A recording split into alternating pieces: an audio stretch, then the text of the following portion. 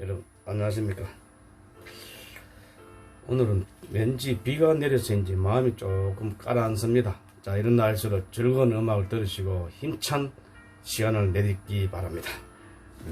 오늘은 제가 바닷가에 가서 뱃사람들이 배 앞에다 상을 차려놓고 이제 고사를 지내는 모습을 봤습니다. 우리 육지에서는 뭐 차를 새로 구입하게 되면 차 앞에다 고사를 지내지 않습니까? 근데 이 차 앞에서 고사 지내는 사람들이 대상이 어딘지는 물어보면 몰라요. 그냥 걸로 지낸답니다. 고사를 출장신도 아니고 무슨 신도 아니고 그죠? 그냥 고사 지낸다는 뜻인데 모르십니다. 뭐 그렇게 해서 뭐 안 지내는 것보다 지내는 게 안 낫겠습니까? 잘 된다면은. 자, 이 뱃사람들이 지내는 신이 뭐냐면 해신입니다.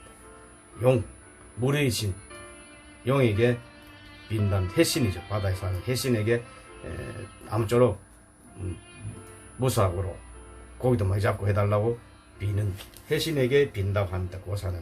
근데 육지에서는 대상이 없어요. 어디다 비는지 제가 모르겠습니다만. 자, 이번 시간에는 용에 대해서 한번 제가 논해볼까 하는데, 자, 물의 신 용입니다. 자, 물의 신, 옛날에 용을 우리말로 고로 미르라고 했습니다. 미르. 자, 한강에 미리내 있죠.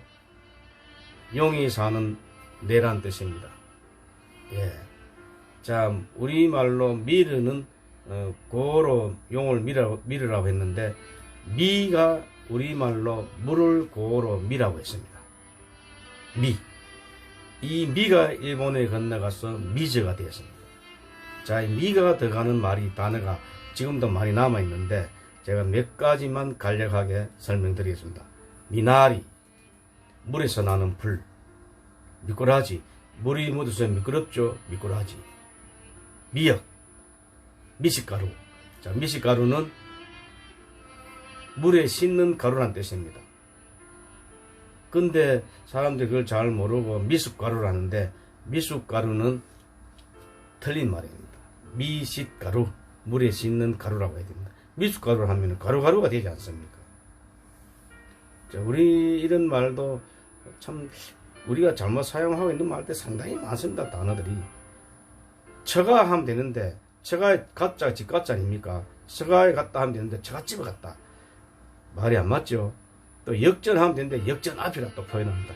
이런 말들이 처갓집, 처가 이런 말들이 또 역전 앞 이런 말들이 드라마에서 방송 드라마에서도 많이 사용되고 있다는, 좀 우리가 정화해서 사용하면 좀 좋을 것 같은데, 저는 그런 바람입니다만은, 제가 아무리 그런다고 해서 되겠습니까? 방송을 전화해서 사용하지 않으면 좋겠다 해도 그 당시는 그렇다고 해놓고 다음에 또 사용합니다. sak을 보면 전통극이나 요즘극이나 보면 다 그래요. 아무튼, 자, 용은 우리말로 고로 미르라고 했다는 거. 자, 이 용은 세상의 모든 짐승들의 장점만 따서 만든 상상의 짐승으로서, 토끼의 눈에다가, 그리고 뭐라고 하나, 머리는 낙타 머리에다가, 뿔은 사슴 뿔에다가, 배는 큰 조개의 배에다가, 등은 잉어 비늘에다가, 발바닥은 범의 발바닥이고, 발톱은 매의 발톱이고, 하여튼 세상의 모든 장점만 따서 만든 상상의 짐승인데, 이 용이 하늘에서 학하고 연애해서 낳은 짐승이 바로 봉황입니다. 이 봉황은 봉이 순놈이고 황이 암놈이고, 또 이 형이 지상에서 말하고 연애가 낳은 상상의 짐승이 또 기린입니다. 이 기린은 기가 순놈이고 린이 암놈입니다. 어떤 여러가지 이 용은 온갖 일을 다 하지만은 안 쓰인 데 없이 다 쓰입니다. 특히 용은 뭐라고 하냐면은, 우리 고사성어 중에서도 많이 씁니다만은, 제가 조금 더 다시 하기라고, 이 용이 9마리 새끼를 갖다 용생구자라고 하는데, 이 새끼들이 쓰임새가 다 달라요. 칼잡이에 새겨지는 용은 죽이기를 좋아하는 데가 애자라 하고, 우리 비석에 보면은 거북이 등받침에다가 머리는 용이지요. 이걸 비라고 하는데, 무언 것을 들기 좋아한다고 해서 비라고 합니다. 이렇게 9마리 용이 각자 서 있는데, 용생구자에 대해서는 제가 다음에 하기로 하고, 일단 오늘은 용에 대해서만 잠깐 하겠습니다. 자, 이 용은, 자, 바다와 육지에 다 다릅니다. 바다는 해신으로서, 풍랑과 폭우를 몰고 와서 이제 고기 잡는데 방해되겠죠. 그래서 이 해신이 별로 좋지 못한 바다의 신이지만은, 그래서 어민들이 매일 풍어제를 지내고 또 해신에게 빌고 하지요. 또 우리 육지에서는 이 용이 가뭄이 되면은 구름과 비를 몰고 와서 가뭄을 해소시켜 주니까 착하고 고마운 신이 바로 육지의 신, 물의 신입니다. 자, 이 용은 이 생긴 게 중국이라고 하는 사람들도 있습니다만은, 요 근래 우리 학자들이 산동반도의 그 고대, 아주 오래 전에 고대 7천 됐다는 한 학자도 있고 9천 됐다고 하는 학자도 있는데, 거기에 고대 어떤 고문을 발굴하니까 거기서 용과 공황이 나왔다고 하는데, 이게 동이족이 만든 상상의 짐승이라는 거, 중국 사람이 만든 거 아니랍니다. 그래서 이 용은 나중에 이제 중국에서 이제 여러 가지 중국 사람들이 거짓말 잘하잖아요. 상상도 풍부하고 워낙 종족들이 많다 보니까. 자, 이 용이 봄에는 아주 깊은 연못에 살다가 조용히 살다가 가을이 되면 하늘나라로 올라간답니다. 또한 천년마다 봄에 봄에 오면은 천년마다 다가오는 봄에는 그 낡은 몸을 모두 벗어버리고 새로운 몸으로 하늘로 올라간다고 합니다. 그러니까 이 용은 그 세상의 모든 동물들의 장점만 따서 만든 몸이기 때문에 그 신통력이 무궁무진하다고 믿어봤습니다. 상상이 깊지만 이 용은 또 번데기처럼 작아질 수도 있고, 천하를 덮을 만큼 커질 수도 있고, 구름 위로 치솟을 수도 있고, 깊은 샘 속으로 잠길 수도 있고, 또 변화무쌍하고 아주 온갖 도수를 불리는 그런 신으로도 여겼습니다. 특히 이제 중국과 우리나라에서는 수신, 물을 다스리는 신으로서 용왕으로 자주 등장을 하죠. 또 이 용은 81개의 비늘이 있는데, 그 중에 반대 방향으로 큰 비늘을 중심으로, 그 등에 있는 큰 비늘 중심으로 반대 방향으로 49개의 비늘이 있습니다.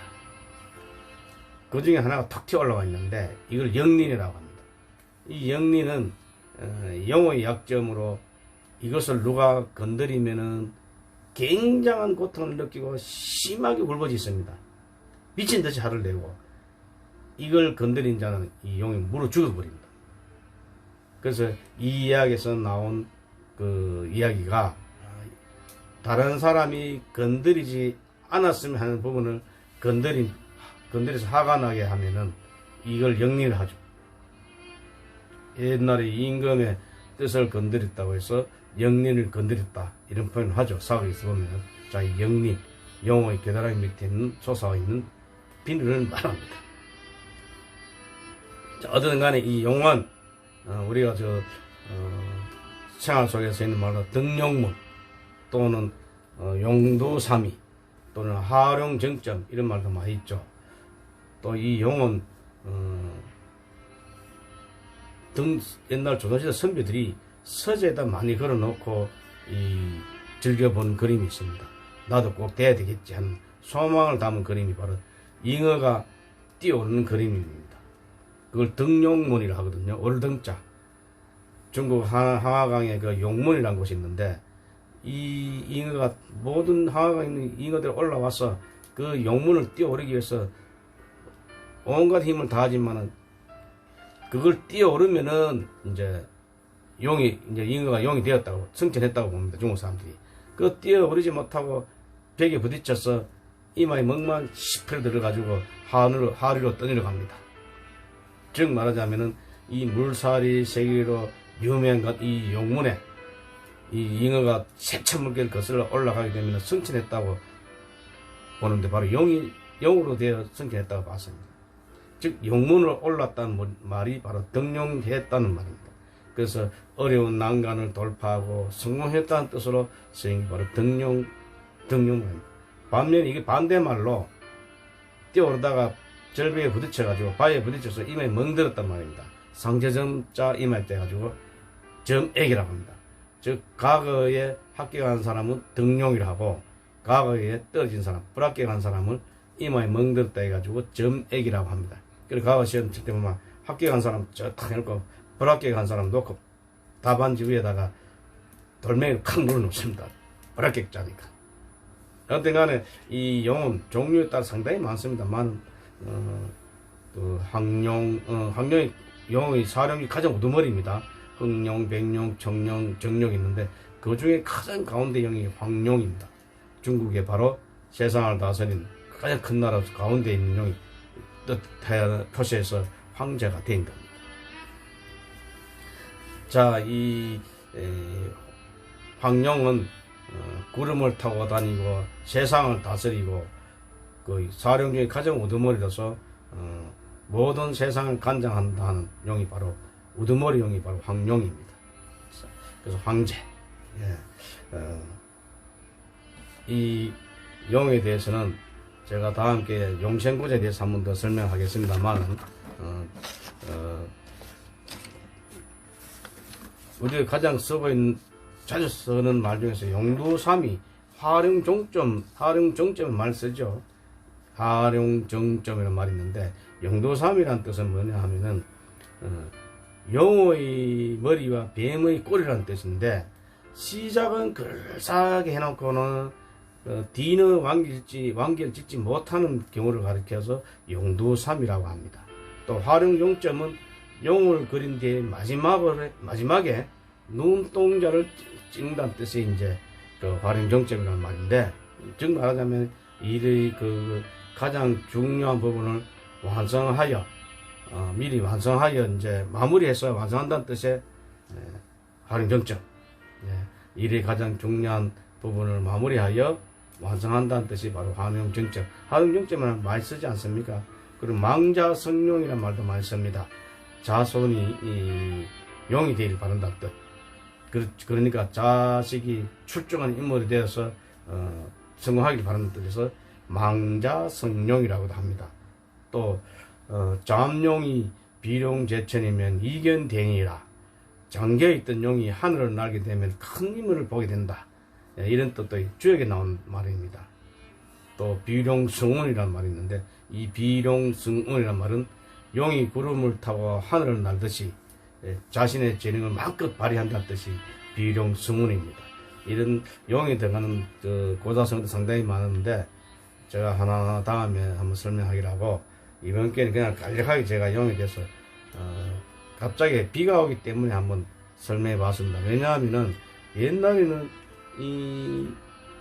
요즘은 댐도 있고 보가 있어가지고 물이 그렇게 그 가물어서 해를 타거나 그런 일이 없습니다만은, 옛날 제가 어릴 적만 해도 이때쯤 되면 가물 계속 되면은 심어 놓았던 모들이 다 타들어가고 곡식들이 말라 죽고 그런 경우를 제가 많이 봤습니다. 그럴 때 이제 사람들이 하늘에 올라가서 기우제를 지내거든요. 이때 기우제를 지내게 되면은 뱀이 오래 묵으면 깡철이 된다고 했습니다. 이 깡철은 하늘로 올라가야 용이 되는데 용이 못 되어 남아있는 게 깡철이라고 합니다. 그래서 이 깡철은 즉 이무기입니다. 이무기를 깡철이라고 하거든요. 그래서 옛날 사람들 산에 불을 피워놓고 연기를 막 내면은 갑자기 깡철이라는 소리를 질러요. 그럼 내가 깡철은 아무리 봐도 깡철은 없는데, 깡철은 아마 그렇게 해서라도 비를 내리게 하고 싶었던 소망이었겠죠. 자, 깡철은 용이 되려고 이제 하늘 올라가다가 못 되면은 이제 이무기가 되고, 되면은 이제 용이 된다는 그런 옛날의 속설이었는데, 그 당시에 옛날 사람들은 이 가뭄이 되면은 어떻게든 간에 비를 내리게 해서 곡식이 말라 죽지 않게 하기 위한 어떤 소망이 기우제가 아니었던가 봅니다. 그래서 제가 어릴 적 그 기우제가 요즘 비가 막 자주 내리니까 그걸 한번 빗대서 갑자기 아침에 생각이 나서 한번 이 용과 물에 대해서 한번 설명을 해봤습니다. 기억나는 대로 해봤습니다만, 제가 다음 기회 되면은 용생구제에 대해서 한번 더 설명하겠습니다. 아무쪼록 아직까지 제가 하는 게 강단에서 하는 거는 자연스럽게만 나오는데 제가 이걸 앞에 카메라 폰 카메라입니다. 제가 장비도 없고 그냥 해보다 보니까 근데 폰 카메라를 앞에 놓고 하다 보니까 아직도 어설프고 근데 그냥 강단에서 하는 건 좀 그래요. 좀 떨리기도 하고 좀 뭐 혼자지만은 쑥스럽기도 하고 그런데 이제 조금씩 나아지는 것 같습니다. 앞으로 점점 더 좋은 자료 올도록 노력하겠습니다. 고맙습니다.